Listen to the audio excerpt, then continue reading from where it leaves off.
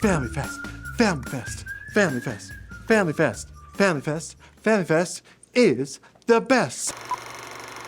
Hi everyone, I'm Miss Gianna. And I'm Mr. Matt. Welcome to our awesome announcements. We are so excited to tell you that Family Fest is this week! Woo! That's right! Family Fest is this Friday, March 8th. So where's it gonna be? Central Campus. And who's gonna be there? It's for everyone, your whole family. And me and Mr. Matt will be there along with all of our other CM staff. Yeah, it's gonna be so much fun, but what time should we be there? So our doors will open at 5:30 and you can come and go as you please. We're gonna finish everything up and all go home by 8:30. And what should I bring? Should I bring a scuba mask? Well, you can, but you guys need to make sure you have a grown-up with you. That's the rule. You can't get dropped off by yourself. If you come with your parent, that's good. If you come with your friend's parent, also good. If you come with your grandma or your grandpa or your aunt or your grown-up sibling or your grown-up neighbor, that's all good. But you have to have a grown-up at the church with you. Other than that, you should be good to go. That's it? That's it. You can bring some money for the snack bar if you want to, but everything else is free to try. So just make sure you read any signs we put up, because some areas are only for certain ages. Like laser tag is for kids who are 8 to 12 years old, and the preschool areas are for kids who are 4 and under. That kind of stuff. Wow, well, we're gonna have a super fun time. Oh, we so are. So if you guys brought offering today, you can hand that in now to your leaders, and then we're gonna see you guys later, hopefully this week. Yes, it's gonna be so much fun. Bye, friends. Bye. Hi everyone, my name is Milana and we are thrilled that you're joining us today. And my name is Leanne. Now, as you may know, we've been talking about Jesus' I am statements in the Bible. Now, we've been through 4 of them already, and now this month, we're gonna talk about the rest of them. That's right. But before I reveal what today's is, I think we need a drum roll. So how about you do it with us? Great idea. Jesus said, I am the resurrection and the life. Hey, I know the perfect way to demonstrate this. Video games! Who doesn't love video games? Look at my fun hat. Oh, and check out this mustache. How do I look? Oh.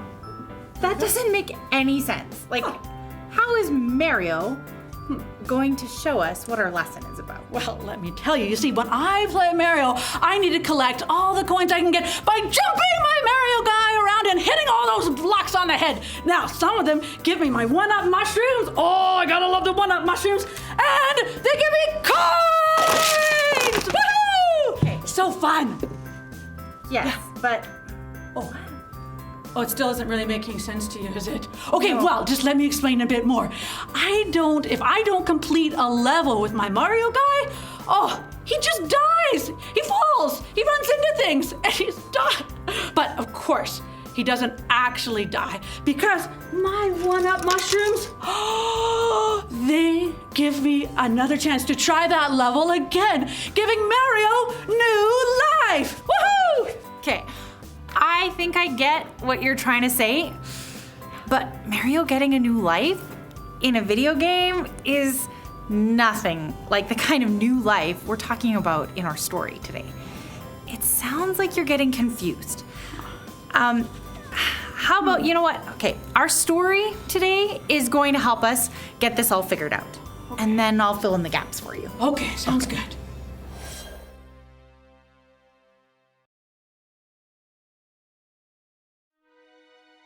Mary and Martha desperately watched as sickness took hold of their brother Lazarus.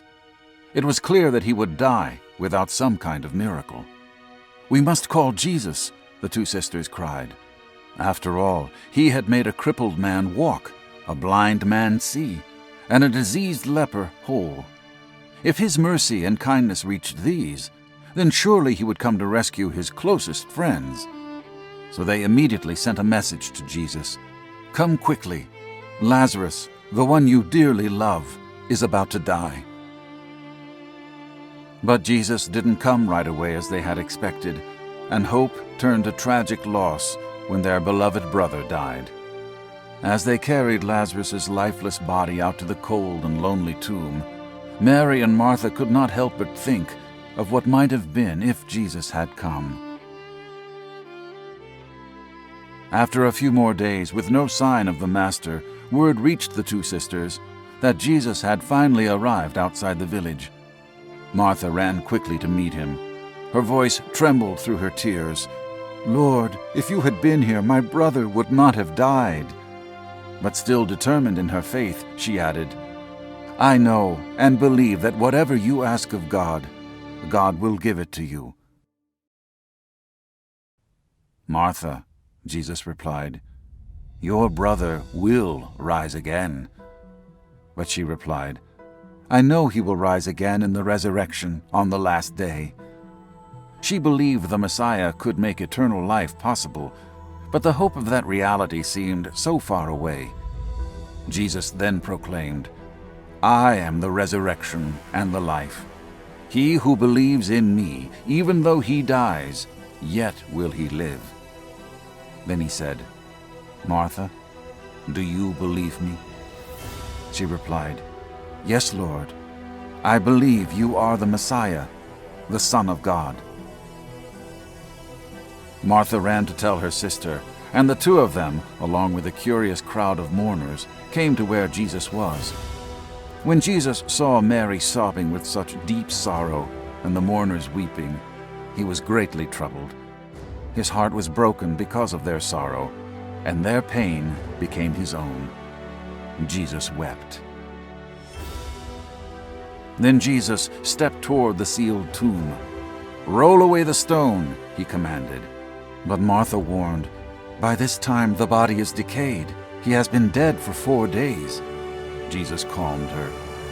"Didn't I tell you that if you believe, you will see the glory of God?" Then, with a commanding voice, he called to the dead man, "Lazarus, come forth."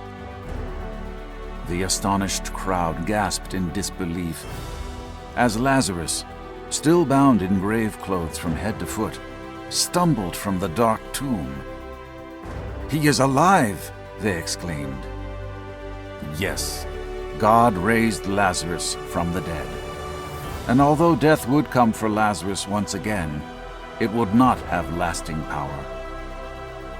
Jesus Christ, the source of all life, gave his own life to conquer death, and he rose again to prove his victory. And one day, the Lord himself will come down from heaven, and he will call his followers to rise again. This is the hope of all those who place their trust in Jesus as the Messiah. So you see, when Jesus said he was the resurrection and the life, he had just brought his friend Lazarus back from the dead. He was saying that, yes, he could bring a body back to life, just like he brought Lazarus back to life. And I see how earlier you maybe were trying to compare it to the one-up mushroom in your game, but this is nothing like that, because Jesus is the way. More incredible than that, Jesus gives us life. And you know, that's something only he can do. It's not just our earthly bodies, but our spiritual ones that last forever. So when we choose to follow him, he promises a life that is forever. Oh, so you mean if I follow Jesus, I'm never gonna die? Well, your earthly body will die. All of our bodies die because the earth is full of pain and sin. But Jesus promised that those who follow him will have a life forever with God in heaven, where there is no sadness and no pain or brokenness or sin. And that's why Jesus said, "I am the resurrection and the life." Only he can offer that.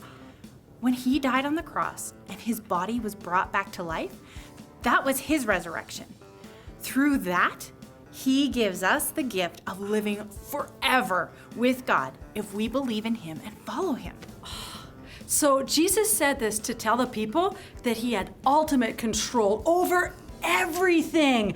Nothing is stronger than him, not even death. That's amazing. And we just need to believe in Jesus and follow him.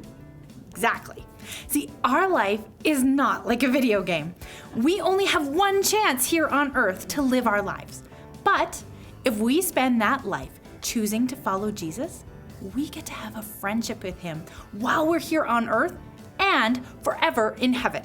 He gives us life like we've never experienced before. Oh, that is so amazing. And you know, that reminds me of our new Bible verse for this month. It's one of our I am statements that Jesus said. Now, Jesus is the one actually saying this verse, so I'll say it first and then you guys can say it with me. Okay. It goes like this: I am the way and the truth and the life. No one comes to the Father except through me. John 14:6. Let's say it all together, everyone. Okay. I am the way and the truth and the life. No one comes to the Father except through me. John 14:6. I almost forgot the reference. Woo-hoo! Good thing we caught that. Jesus is the only way. And that's why he kept telling the people these I am statements. He used the words I am because those are the same words that God used when Moses asked God's name. Jesus was telling the people that he is God. And then from each statement, he was telling the people that he is the way, the only way, the one we're looking for, the way to fix our broken relationship with God. Such a great message. It's such great news for us. Now, our bottom line today, friends, is this. Jesus said, I am the resurrection and the life. Let's say that together. Jesus said, I am the resurrection and the life. Great job. Well, friends, it's been so fun hanging out with you today. Thanks for listening so well, and we'll see you next time. Bye.